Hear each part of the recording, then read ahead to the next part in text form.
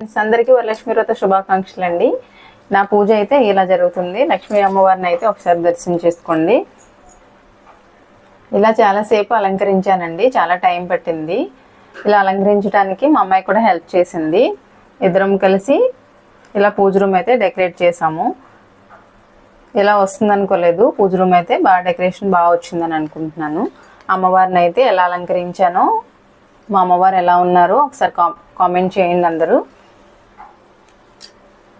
ఇలా రూప్ అయితే తీసుకున్నానండి. ఈ రూప్ తీసుకుని సిల్వర్ షాప్లోకి వెళ్ళినప్పుడు నాకు ఈ ఆవు దూడ కనిపించింది. ఆవు దూడ ఇంట్లో ఉండడం చాలా మంచిదంట. నేను అందుకని ఇది తీసుకున్నానండి.